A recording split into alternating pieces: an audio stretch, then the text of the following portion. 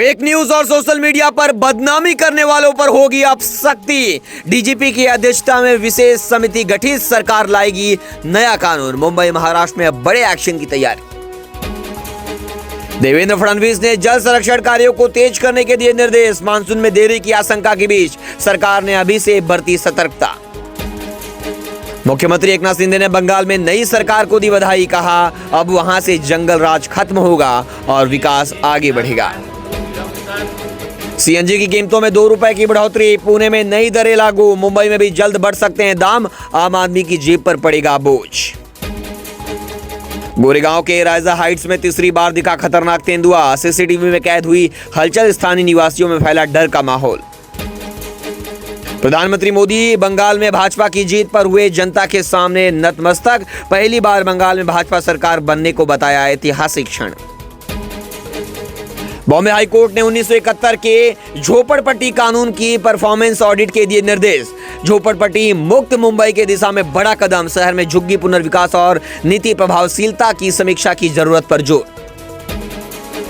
Maharashtra board में 10वीं की परीक्षा में मराठी प्रथम भाषा पेपर में 80,000 से अधिक छात्र फेल, बढ़ी चिंता। क्षेत्रीय भाषा शिक्षण की गुणवत्ता व परिणामों पर उठे सवाल। नासिक टीसीएस धर्मांतरण व यौन शोषण मामले में निदा खान प्रकरण को लेकर एमआईएम नेता मतीन पटेल पर सख्त कार्रवाई की मांग। प्रियंका चतुर्वेदी ने पद से हटाने की उठाई मांग।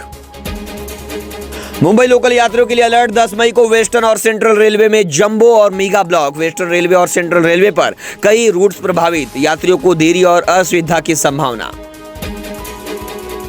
मुंबई एयरपोर्ट पर कस्टम विभाग की बड़ी कार्रवाई, दुबई जा रहे यात्री से 93 लाख की विदेशी मुद्रा जब्त। छत्रपति शिवाजी महाराज इंटरनेशनल एयरपोर्ट पर जांच के दौरान अमेरिकी डॉलर बरामद, मामले की जांच जारी।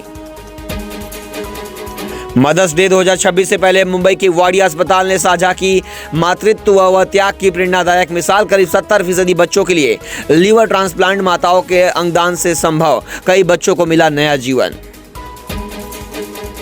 दुनिया भर में खाने पीने की चीजें 3 साल में सबसे महंगी। अमेरिका ईरान जंग से सप्लाई चेन टूटने का असर, यूनाइटेड नेशन बोला अभी और बढ़ेंगे दाम। यूपीआई एटीएम के जरिए इसी महीने से निकाल सकेंगे पीएफ। नया सिस्टम लॉन्च करने की तैयारी पूरी, 7.5 करोड़ सब्सक्राइबर्स को तुरंत पैसा मिलेगा। चांदी इस हफ्ते 15,270 रुपए महंगी हुई, 2,56,000 रुपए पहुंची। सोना 815 रुपए बढ़कर 1,51,000 को क्रॉस हुआ। नीतीश राणे ने एमआईएम को बताया आतंकी संगठन। इम्तियाज जलील पर भड़के संजय सिरसाट। निदा खान केस में गरमाई महाराष्ट्र की सियासत।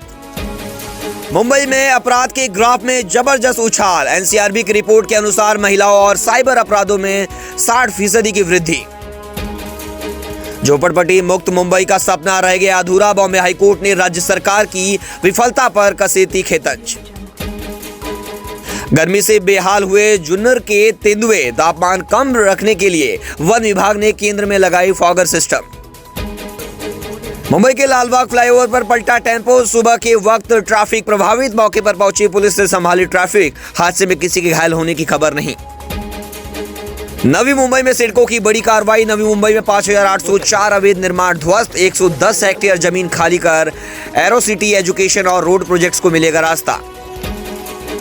मुंबई के दक्षिण इलाकों में 44 घंटे बाद पानी की सप्लाई बहाल। ई मोसेस रोड पर पाइपलाइन लीकेज की मरम्मत पूरी, कई क्षेत्रों को मिली राहत। पश्चिम बंगाल में शुभेंदु अधिकारी को मुख्यमंत्री बनाए जाने पर संजय राउत ने बीजेपी पर हमला बोला। उन्होंने कहा कि बीजेपी ने दूसरे दल से आए भ्रष्टाचारी को सीएम बनाया। मुंबई में रेल यात्रियों की बढ़ेगी मुसीबत। मध्य और पश्चिम रेलवे पर मरम्मत कार्य और मेगा ब्लॉक के लिए कई घंटे नहीं चलेगी लोकल ट्रेनें। महाराष्ट्र में बेमौसम बारिश की चेतावनी। मौसम में लगातार बदलाव से बढ़ी चिंता। हवामान विभाग ने राज्य के 23 जिलों के लिए अलर्ट जारी किया, लोगों से सतर्क रहने की अपील।